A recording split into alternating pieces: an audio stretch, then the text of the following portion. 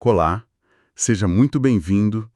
Hoje o nosso mergulho vai ser em um tema assim, fascinante, cheio de imagens poderosas e, claro, muitas perguntas. A forma do retorno de Cristo é um assunto que mexe com a imaginação e a fé de muita gente, né? Com certeza. É um dos pilares da esperança cristã. E para nos guiar nessa exploração, a gente pegou um material bem denso, o capítulo 11 do livro Teologia Sistemática, do Rodman Williams. A nossa ideia aqui não é só resumir, mas tentar entender o que está por trás do símbolo, sabe? As nuvens, a glória, a trombeta. Exato. Que quadro o autor pinta sobre esse evento que a teologia chama de parousia, a vinda gloriosa? Isso. Vamos ver o que a gente descobre. Bom, o ponto de partida de Williams, e talvez a imagem mais famosa de todas, é a de que Cristo voltará sobre as nuvens do céu. Uhum. E é curioso que os evangelhos variam um pouco, né? Um diz nas nuvens, outro numa nuvem, outro com as nuvens, mas a imagem central é essa. Sim, a imagem é a mesma. E a primeira coisa que vem à mente é, sei lá, nuvem de chuva. Mas o livro já nos diz para pensar em outra coisa, certo? Exatamente. E esse é o primeiro grande insight do texto. Ele nos convida, recalibrar nossa imaginação. Não estamos falando de meteorologia. Certo. A expressão nuvens do céu, na tradição bíblica, é quase um código para a presença e para a majestade de Deus. É um símbolo teológico, não um fenômeno atmosférico. Faz sentido. É como se fosse um veículo divino. Perfeito. O autor nos lembra daquelas cenas do Antigo Testamento. Deus desce no Monte Sinai numa densa nuvem. A glória de Deus, o Shekinah, enche o tabernáculo e o templo através de uma nuvem, sabe? Sei. Essas não são nuvens que trazem chuva, são nuvens que carregam a presença transcendente de Deus. Elas são um emblema da santidade, do poder divino. E essa simbologia toda continua no Novo Testamento, não é? O livro menciona um momento que é crucial para isso, a transfiguração. Sim, e essa conexão é fundamental. Na transfiguração, uma nuvem resplandecente envolve Jesus, e dela sai a voz de Deus Pai. Ou seja, a nuvem ali é o palco da revelação divina. Ok. Ao usar essa mesma imagem para o retorno, o autor argumenta que não se trata de uma viagem espacial, tipo um astronauta voltando para a Terra.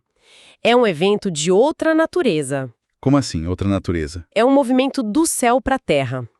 O céu aqui não é o espaço sideral, mas a dimensão de Deus. É a realidade divina irrompendo na nossa realidade terrestre. Entendi. É algo que a nossa linguagem de altura, largura e profundidade simplesmente não consegue descrever por completo.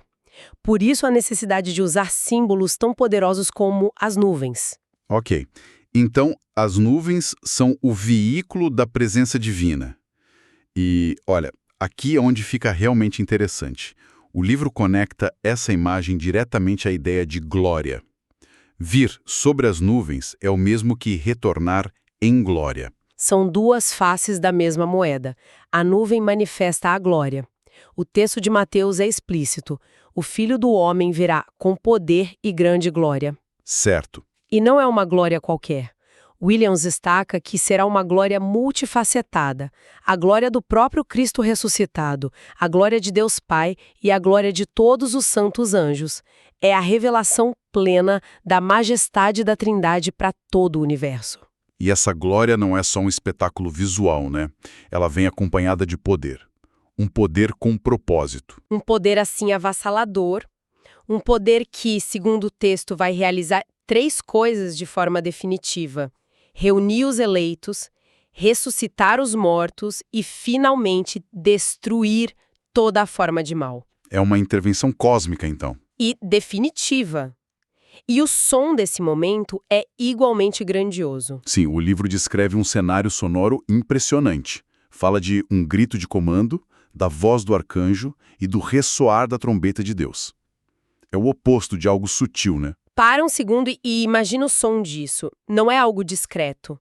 É um som que, segundo a teologia descrita, vai literalmente acordar os mortos e abalar os fundamentos do mundo. A escala disso é algo que nossa mente mal consegue processar. É verdade. E é essa manifestação total, visual e sonora que, na perspectiva do crente, ressignifica todo o sofrimento. O autor cita aquela passagem de Romanos que diz que os sofrimentos do tempo presente não podem ser comparados com a glória que em nós há de ser revelada. A parousia é a concretização dessa promessa. Então o cenário é grandioso. Nuvens divinas, glória, poder, um som que redefine a realidade. Mas a imagem que o livro pinta não é de um retorno solitário. Quem está com ele nesse momento? Ótima pergunta. O retorno é um evento celestial em comitiva. Primeiro, como a gente já mencionou, os anjos. São descritos como anjos poderosos que atuam como os agentes de Cristo, executando seus propósitos. E o texto destaca a figura do arcanjo, que, embora não seja nomeado, a tradição judaico-cristã frequentemente associa a Miguel, o anjo do juízo, sabe? Certo. Os anjos. Mas tem outra companhia que me parece ainda mais impactante. A dos santos. O livro fala que Jesus virá com todos os seus santos. Isso se refere aos crentes que já morreram, certo? Exatamente. E esse ponto é teologicamente profundo e, assim, emocionalmente muito poderoso. Sim, essa ideia dos santos voltando com Cristo é forte. O livro trata teologicamente, mas o impacto emocional disso é imenso. Quer dizer que a reunião com quem já se foi na fé não é só um evento futuro que acontece lá no céu. Isso. Mas é parte da própria manifestação gloriosa de Cristo ao mundo. É quase uma declaração pública de que eles pertencem a mim. Você captou a essência. É exatamente isso que Williams extrai da Epístola aos Colossenses. Paulo diz que a nossa vida está escondida com Cristo em Deus. Ou seja, a verdadeira identidade do crente não está plenamente visível agora. Certo. Mas, quando Cristo, que é a nossa vida, se manifestar, então vocês também serão manifestados com Ele em glória. A vinda deles com Cristo não é só uma carona, entende? É a revelação final da identidade deles. E a demonstração visível para todo o universo da sua união com Ele. Perfeito. E o Apocalipse ainda fala dos exércitos dos céus que o seguem. O livro aponta que não fica totalmente claro quem são. Sim, tem uma certa ambiguidade poética aí. Seriam os anjos, seriam os santos glorificados. O autor sugere que talvez sejam ambos.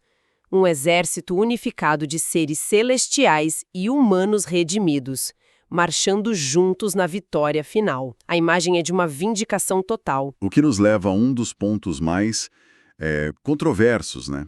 A visibilidade desse evento. O Apocalipse faz uma afirmação categórica. Todo o olho o verá. Isso parece fechar a porta para qualquer interpretação de um evento secreto restrito a um grupo. Totalmente. A perspectiva apresentada por Williams é a de um evento inegavelmente público e universal. Não vai ter como confundir, ignorar ou negar. E essa visibilidade vai gerar duas reações opostas, pelo que o texto diz. Diametralmente opostas. Para aqueles que o rejeitaram, haverá pranto e lamentação. Para os crentes que o aguardavam, será o momento de erguer a cabeça, pois a redenção finalmente chegou. Vai ser um divisor de águas para toda a humanidade ao mesmo tempo. E é aqui que o livro entra em rota de colisão direta com uma teoria muito popular, a do arrebatamento secreto. Sim, aquela que propõe que os crentes serão retirados da terra secretamente, anos antes de uma segunda vinda pública. Williams aborda isso de frente. E qual o argumento dele? Bom, ele questiona a lógica dessa separação. O argumento central dele é como um evento descrito com grito de comando, voz de arcanjo e som de trombeta pode ser secreto. Como a ressurreição dos mortos e a transformação dos vivos poderiam passar despercebidas pelo resto do mundo. É um bom ponto. Para ele, os textos que falam do arrebatamento e os que falam da vinda gloriosa estão descrevendo facetas diferentes de um único e grandioso evento público. E o próprio Jesus parece alertar contra a ideia de um retorno secreto, né? Precisamente, o autor cita aquela advertência de Jesus em Mateus. Se então alguém lhes disser, ele está ali no deserto, não saiam. Ou, ali no esconderijo, não acreditem. A comparação do relâmpago. É uma imagem de manifestação pública inconfundível. Entendi o argumento teológico, mas a questão prática persiste. como que, logisticamente, todo olho o verá num planeta que é esférico? Se ele aparecer sobre Jerusalém, quem está no Brasil vai precisar ligar a TV. É uma pergunta justa, e a resposta que o livro oferece nos força a pensar fora da nossa caixa tridimensional. A chave, segundo Williams, está naquilo que a gente conversou no início. As nuvens. Sim, o evento se origina do céu, da dimensão divina, e não do espaço cósmico. A ideia não é que Jesus vai aparecer no céu de um país específico. O argumento é que o evento não acontece dentro do nosso espaço-tempo, ele rompe no nosso espaço-tempo. Pode dar um exemplo para ajudar a visualizar isso? Pensa menos como um avião voando no céu e mais como o nascer do sol. O nascer do sol não acontece num único ponto. Ele ilumina todo um hemisfério de uma vez, certo? Certo. É um evento que redefine a realidade para milhões de pessoas simultaneamente. A vinda de Cristo, na visão do autor, seria algo dessa magnitude, mas numa escala global e dimensional, não limitada pela curvatura da Terra. E tem a questão do corpo glorificado. Exato. Some a isso o fato de que ele retorna em seu corpo glorificado, que não está sujeito às mesmas limitações espaciais que os nossos. É um conceito que desafia a nossa física, mas é central para a teologia do evento. Ok, então se a gente juntar todas essas peças, a glória, os acompanhantes, a visibilidade, que imagem final se forma? O livro parece resumir a natureza desse retorno em alguns pontos essenciais. Sim, ele consolida tudo em 3 características fundamentais. A primeira é que o retorno será pessoal. Pessoa no sentido de que é este mesmo Jesus que subiu aos céus quem vai voltar. Não é uma força, uma energia cósmica. Isso, é o retorno de uma pessoa concreta, com história, com nome, o Jesus dos Evangelhos. O segundo ponto é que será corpóreo. Ele virá em seu corpo glorioso. Exatamente. Isso é crucial. Não é uma vinda meramente espiritual, como a presença do Espírito Santo que já atua no mundo. É o retorno físico, visível e tangível do Cristo ressurreto. E por último, talvez o ponto que mais gera ansiedade, será repentino e esperado. A frase de Jesus é definitiva, né? Quanto ao dia e à hora, ninguém sabe. Ninguém sabe.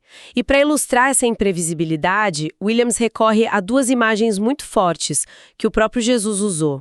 A primeira é a dos dias de Noé. Onde as pessoas estavam vivendo suas vidas normalmente. Totalmente alheias à catástrofe iminente, até o dia em que o dilúvio veio e levou a todos. A surpresa foi total. E a outra imagem é a do ladrão à noite, que também carrega essa ideia de uma chegada súbita quando ninguém espera. Sim, mas aqui o autor aponta uma nuance muito importante, especialmente para os crentes. O apóstolo Paulo diz que eles, como filhos da luz, não serão surpreendidos como por um ladrão. Não porque eles vão saber a data. Não porque sabem a data, mas porque a postura deles é diferente. A diferença é estar entre estar dormindo, despreparado, e estar desperto, vigilante. Para quem está esperando a chegada, mesmo que repentina, não é um choque. É a realização de uma esperança. Em resumo, então, o material do Rodman Williams nos apresenta esse quadro monumental. Um retorno visível para todo mundo, em glória e poder, manifestado através de nuvens celestiais com uma comitiva de anjos e santos. Um evento que é ao mesmo tempo pessoal e corpóreo, mas fundamentalmente repentino, marcando o fim de uma era. Foram atos soberanos e repentinos de Deus. Houve profecias, séculos de espera, mas ninguém conseguiu calcular o dia exato. Foram intervenções que romperam o fluxo da história. Exatamente, e o mesmo se aplica ao retorno. O fato de um momento ser desconhecido não é uma falha de informação, é uma parte essencial da majestade do evento. É um lembrete de que a história não está nas nossas mãos. E que quando a eternidade finalmente invadir o tempo, todos os nossos cálculos se tornam irrelevantes. Todos eles. Fechamos por aqui, mas com muita coisa para pensar. Na nossa próxima conversa, a gente continua desbravando outros capítulos fascinantes deste mesmo livro, Teologia Sistemática. Valeu pela companhia e até lá.